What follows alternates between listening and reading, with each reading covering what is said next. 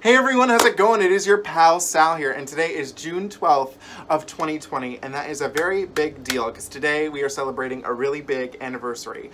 On this day in 1990, 30 years ago, the world was introduced to a woman who would become one of the most successful singers of all time, and that woman is, of course, Miss Mariah Carey. And on this day today, this album, her debut album, Mariah Carey, celebrates its 30th anniversary. And we're here today to talk about it, guys, because I have not listened to this album in a while.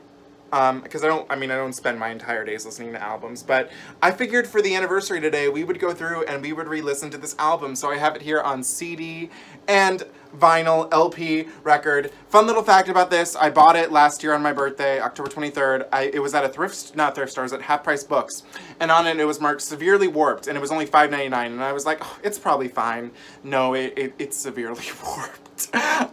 So I just have it for like aesthetic purposes because it can't really play. But yeah, so I have both of these. It's an iconic album. So let's just talk about it real quick. So this was released on June 12th of 1990. So again, 30 years, and it spawned 5 singles. And what was so cool is because when I do these videos, I have to always do a little research. And so like I pulled this up and I was like, wait, I'm an idiot. Of course I knew this. There's 5 singles from this album, and I didn't really need to look up any information on the first 4 because they were all #1 hits. 4 #1 hits in a row, and those include Vision of Love, Love Takes Time, Someday, and I Don't Want to Cry, at least in that order. And I love these songs so much. We'll get into each one as we go on. And then there was a 5th single, which was There's Got to Be a Way, which I recently talked about on here on this channel. You could go look at that video if you just search in. And what I found crazy is that, okay, so I was like, okay, this was released as a single. What shocked me is that it didn't chart on the Hot 100. It charted on the UK singles. So maybe it wasn't an American single. I don't know. Oh, maybe it was not, because according to these track listings, there's not an American version. So it was only in European, UK, that area, which is weird, because the US probably could have used this song. Still could to this. We'll get into, we'll get into that when it's time. But anyways, so those are the 5 singles. As we all know, they're iconic. This album's iconic. There's so many gems in here that I forget about. There's some songs that should have been singles that weren't. But I guess without further ado, because there's not, what can I truly say, guys? This album's iconic, and this is more just to celebrate it than to really analyze it. Because I know this one pretty well. There are some album cuts that I don't remember as much, but I'm sure once we get into them, I'll recognize them. So, you know what? I guess without further ado, we're going to get started with track number 1, the iconic. Oh my god, I love this song so much. We have, and crazy that this is our first single. What a great first single if you're going to become an artist to have this be your first single. This is Vision of Love. I love this. It's so mysterious, mystical. And then we get her vocals.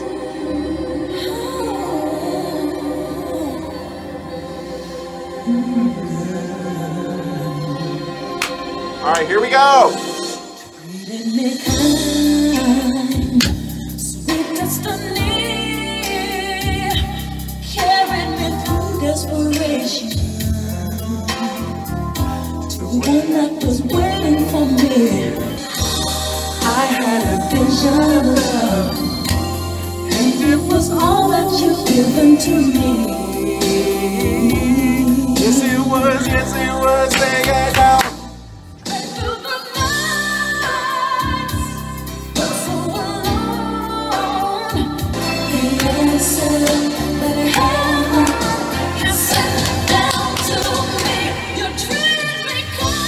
Yes, the vocals! Yes! Love this backing vocal.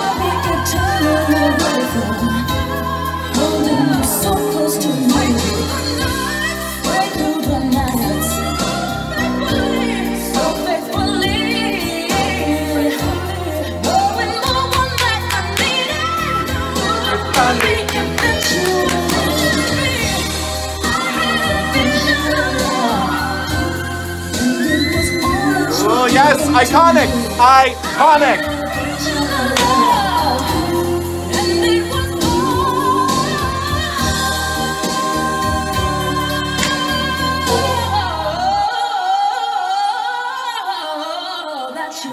Turn back.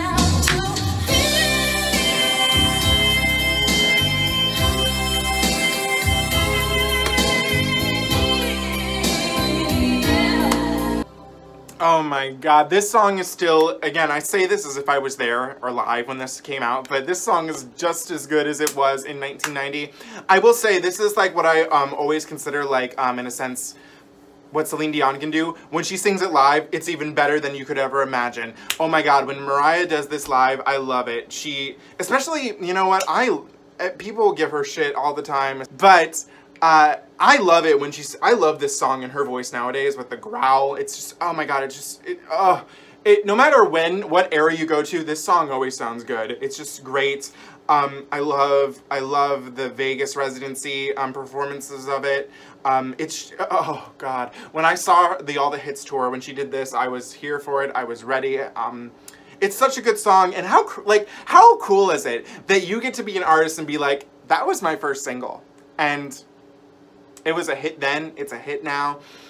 Oh my god, and the whistle note in it, it's just, and even honestly, you could remove it and it's still just the same as good, like, because the belted notes are so strong. Oh my god, it's so good. Like, you know, the cool thing to me about this album, I guess we might as well talk about this real quick right now, is like, how cool is it that you can be an artist again and say, hey, my first album had 4 #1 hits, and the 5th one was the only one that was not. Like, or like even saying, my 5th single of all time was the first one that didn't go to #1. Like, how cool is that? Not everyone can say that. And, yeah, that's Vision of Love. Hit then, hit now. Love hearing her do it live. Never take it out of your set list, Mariah. Beautiful. Just beautiful. Track number 2. There's Got to Be a Way. We've talked about it on this channel before. It was relevant then. It's relevant now. And I did find out a little bit of information in my research. This song was written with a guy by the name of, let me be sure I get it right, Rick Wake. And apparently she had spent a couple sessions with this guy and they wrote about 4 songs, and this was the only song that made the album cut. But I think it's the one, if there was one that I guess had to make it, it was this one. And so, this is There's Got to Be a Way.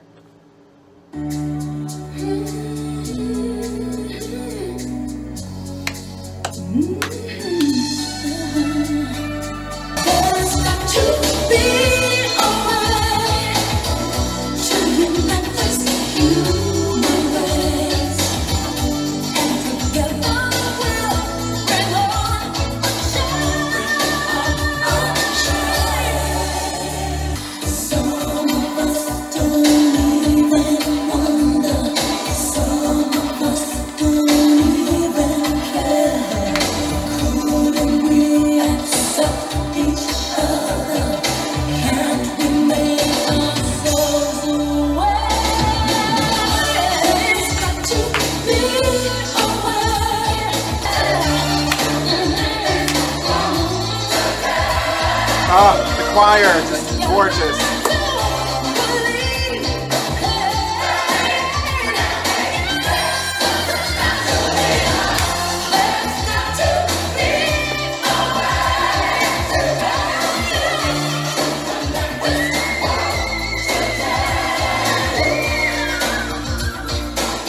Oh, again, relevant then, relevant now. It's a beautiful song. There's not really much I can say that I didn't say in the video already about this song. I think that it deserves a place in her set list nowadays. It needs to be in her set list nowadays, I think. And I would be interested, because I know Reba just did this. She re-released one of her songs, like now, because it's relevant right now. And I think Mariah could maybe re-release this as a single and send it to the radios, because I think it needs to be heard. It's crazy to me that one of the original reviews said that this song was too political. And I'm like, oh my god, this is what you thought was too political in the 90s? Yeah, well, times have changed, but beautiful song. Her vocals sound great. Her whistle note in there is just gorgeous. Just beautiful, beautiful. Track number 3, we have the, which one was this? This was the 4th single, and again, this is, I Don't Want to Cry.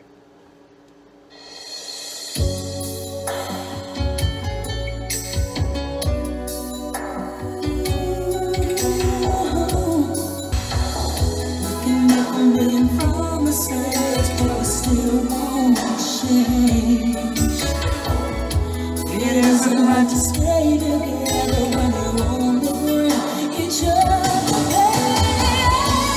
I don't wanna cry. Don't wanna cry. The wind of the road could take us back to where we used to be. But I'm giving you my heart and soul. giving you my heart and soul.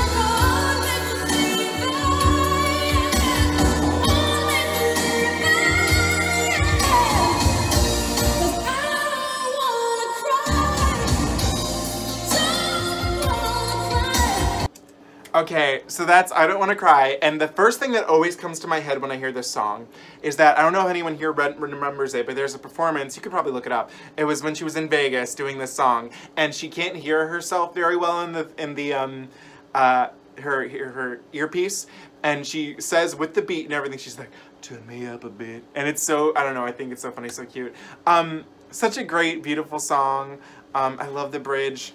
I will say, out of the 5 singles, this is probably my least favorite of the singles. Not to say I don't really like it. I just think that the other ones are stronger. It kind of reminds me, and I don't necessarily fully agree with this, but how people always just say, you know, there's We Belong Together, and then there's Don't Forget About Us, and Don't Forget About Us as the knockoff. Even though I like both, and I think they're different enough. This one kind of reminds me of like Don't Forget About Us, and then to me Love Takes Time is the We Belong Together. But that, again, that's just me. But yeah, it's still a good song, very beautiful. And again, I just always think of that Vegas performance. Track number 4, we have the bop, the mix between late 80s, early 90s sounds. We got Someday, guys. Here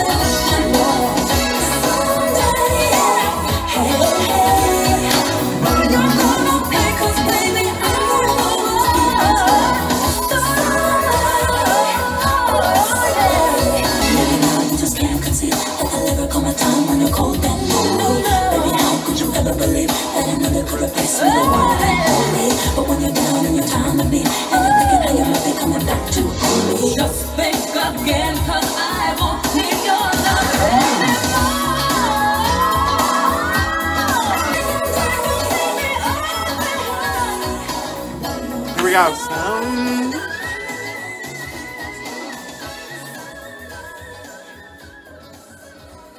Okay, I want to get one thing straight right here, right now, about the one thing that I dislike about this song is it's only one thing. I don't know why you have that beautiful ending with that whistle note and you choose to fade on that. Maybe some people like it. It makes me very mad. There is an extended remix that has the whistle isolated and you can hear it fully without it fading. But I don't know why they did that. I hate that part about it because the whistle is so good and that makes the perfect ending for it. But wow, guys, this song is a vibe. It's a bop. It's so good. I feel it right now because I've stated this in my videos before. I have a friend of 6+ years who has just decided she does not want to be my friend anymore. And this song is for you, sweetie. And it's... It's so good. I mean, baby, how could you ever believe that another could replace me, the one and only? And when you're down in your time of need and you're thinking how you might be coming back to want me, oh my god, the lyrics in this one are just so relatable to me right now. Yeah, if anyone in your life ever is like this to you, fuck them. This song is what you need to play for them. Or you could do like I did once. And even though I'm kind of friends with this person now, one time I had a friend who decided they didn't want to be my friend anymore either. This was years ago. And I made them a mix CD. And I think this was one of the songs on it. It was all like fuck you songs. So like this one. But yeah. Love this song. It's so good. Amazing. On track number 5, Vanishing, which is kind of like the exact and a little bit of the same thing as Someday, even though it goes about it differently.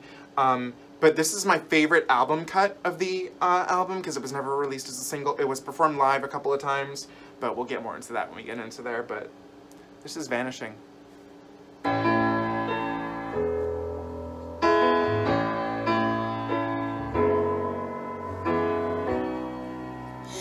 If I could recapture all of the memories and bring them to life, surely I would. Just a trace of your existence to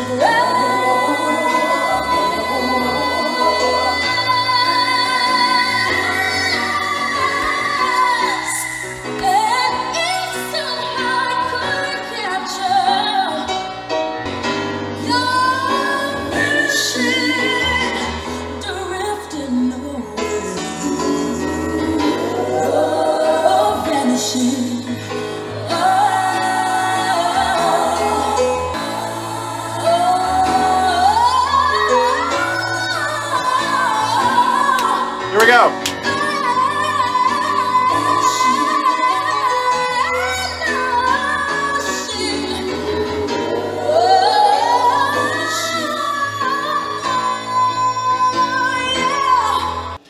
Okay, so Vanishing is just so gorgeous, and I love how it's just built on that piano. The piano vocals and backing vocals.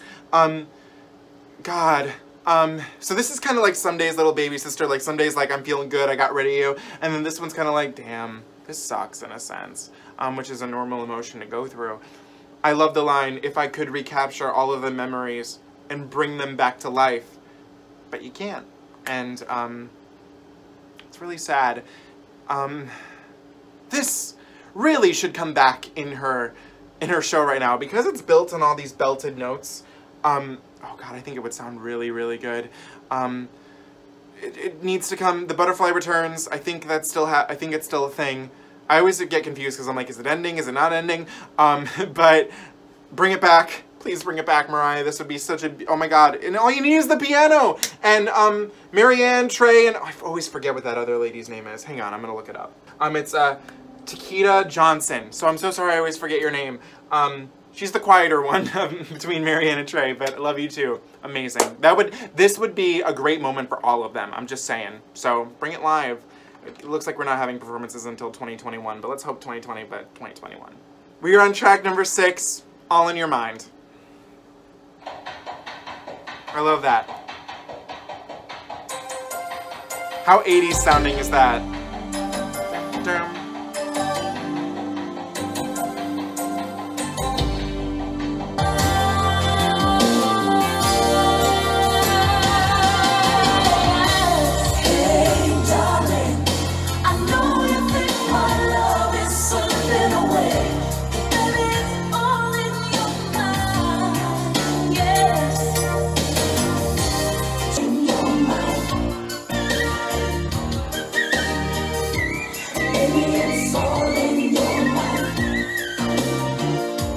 Okay, we have another great song. This one personally is not one of my favorites.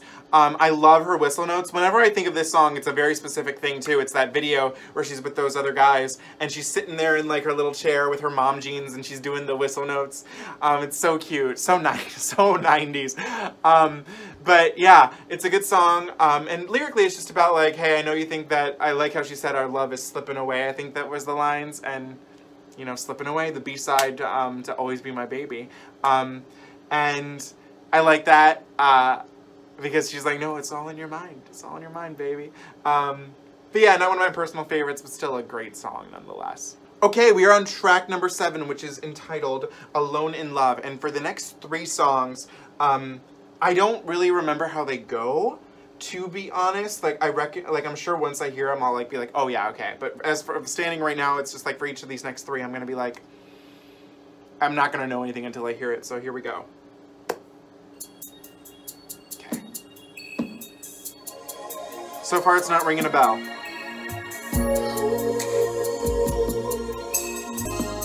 Swept me away, but now I'm lost in the dark. I guess I'm all alone in love. I like how she compared it to a maze, love. I look into your eyes. Oh, you haunt me in my dreams. I'm calling out your name. I want to be. Okay, so that was Alone in Love, and I liked it more than because I don't really remember hearing it. I know I have listened to it. It doesn't really sound like a Mariah Carey song. Like, I feel like this could have gone to someone else. It's good. I think it would make a really cool music video. I like when she compared the love to a maze, and I imagine this music video in a maze. But I definitely see the reason why I don't really remember it as much. It doesn't really do a whole lot for me. But yeah, it's a good song nonetheless. She sounds really good, but I don't think it's one of the standouts of this album. Track number 8, You Need Me.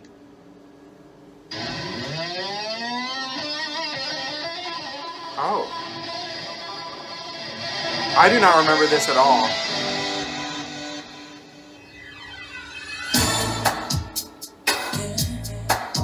Oh. Wait a minute before you walk away. Just say, baby, I'm not gonna tolerate this game that you play. Suddenly you're gonna realize, don't you know you need me? Don't you see? Believe me. Don't you know? Yeah, you need me. Don't you see? Believe me. Don't you know? You need me. Don't you see? Got to believe me.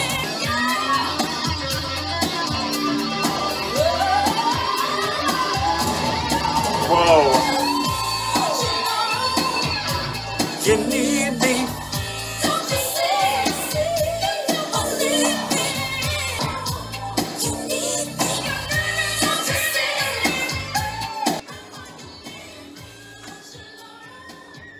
Oh, a nice little whistle note. Again, a faded out whistle note. Why do they do that to me? Okay. Okay. Okay. So, I wanted to bring this up right here, right now. I gotta get this here. This song vaguely reminds me of Celine Dion's Unison, and I wanted to just bring a comparison right here. I've always thought these two albums were just very similar. That could just be me, but like cover art-wise, backing-wise, like they just look like the exact same almost. But two queens right here in my hands. So it kind of reminded me of that, like that weird Unison track on this album. I cannot believe Mariah Carey wrote this. What an 80s sounding song. But it definitely stuck out, and I'm gonna listen to this one again. But yeah, what a weird little piece. Imagine if she did that nowadays. It would be the weirdest thing I think I'd ever see.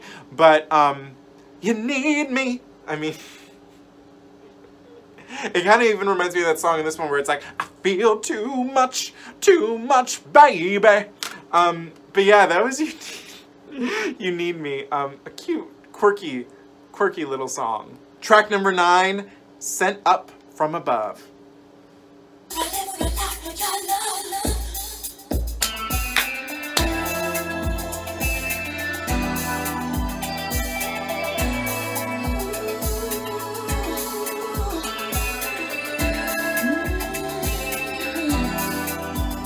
This backing beat almost sounds like Can't Let Go. Almost, like I could hear it.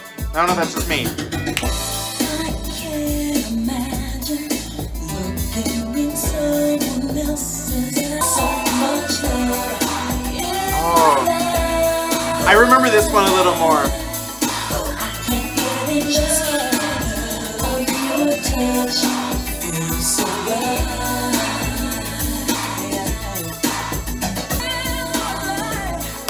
I can't get enough of your touch. Oh.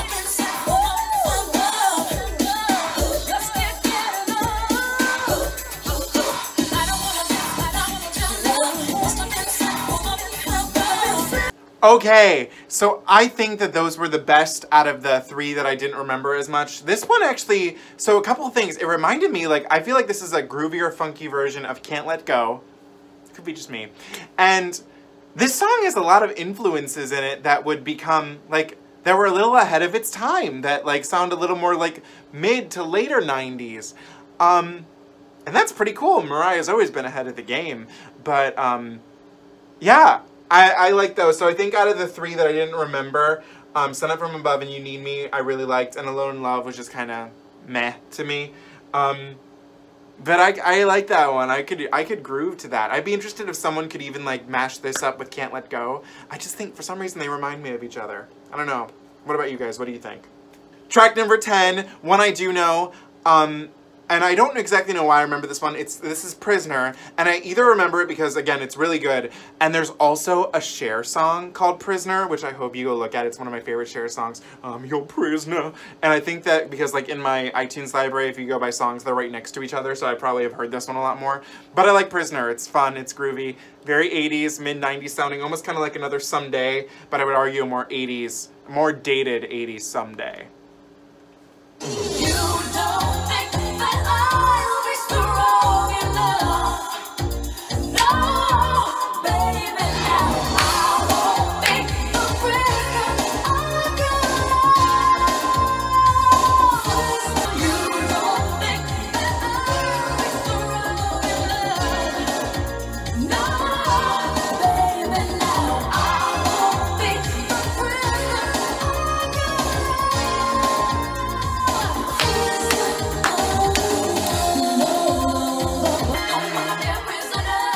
Don't wanna be a prisoner.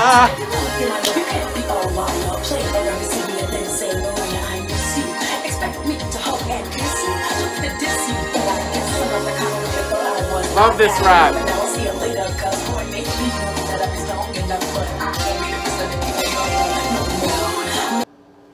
Okay, so again, Prisoner is a really good song, and there's a reason why that's the one I remember. I love it. Like, I'm not gonna be a prisoner of your love. Like, bye. It's fun. The rap is fun. And again, a similarity between Celine Dion and Mariah Carey. There's raps in their first studio album that are mostly done, well, Celine doesn't do hers, but like early forms of rap being incorporated into pop R&B music. That's pretty cool. So yeah, good song. I love it so much. I think this could have been a single. And I think it would be cool to see this one live again. Someday's definitely the better of the two, but a good song nonetheless, and I'd be interested to hear this one done live again. Okay, so track number 10 was where this album was officially originally going to end. However, Mariah Carey began writing material for her second studio album, and this included track number 11, Love Takes Time, and she showed it to one of the executives at Sony, and they were like, oh, no, no, no, sweetie. This is going on this album. And so history was made because this was the second single. But I mean, if it had not been on there, I don't think we would have only gotten 3 from this album. But now it's 4. So this is, oh god, I think this might be my second favorite song on this album. But this is Love Takes Time.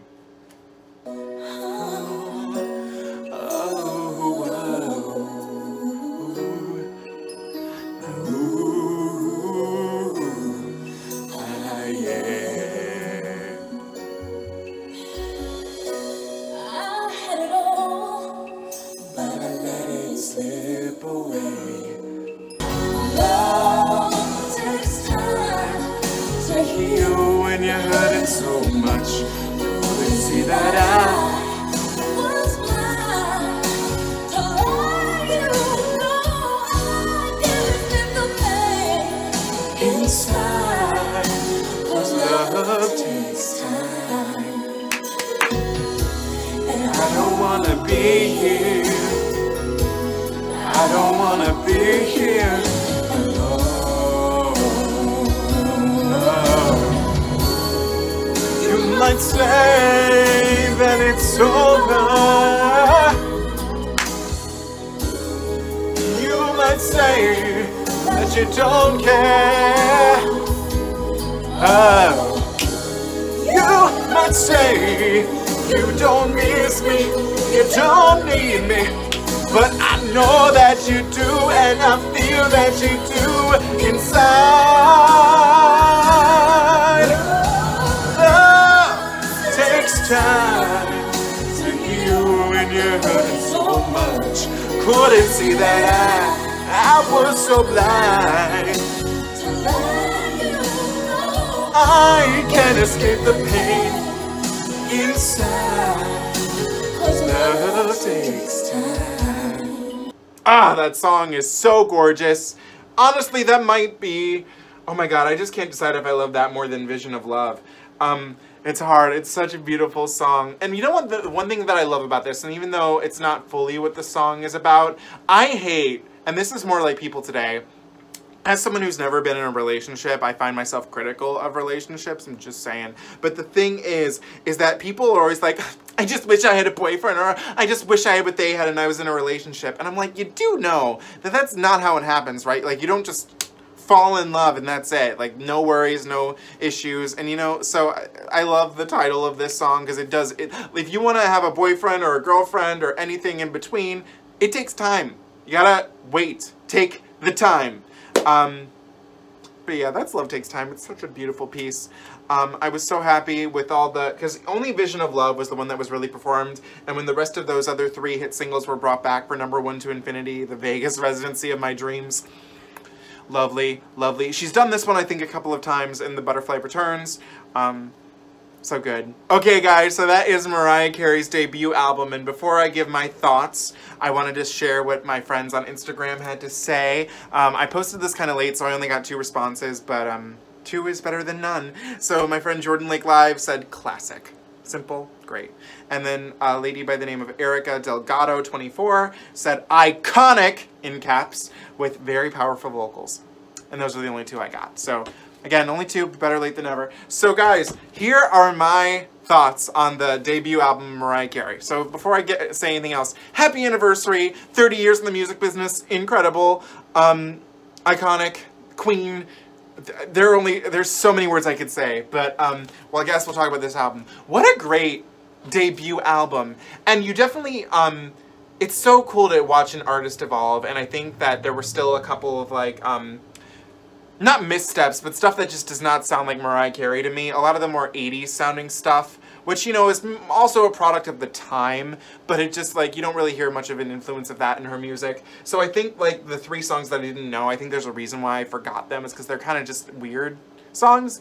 Good songs, but they don't really fit in terms of Mariah Carey's career. Everything else really truly does. Like, even Someday really doesn't. But here's the thing. She's never even been happy with Someday.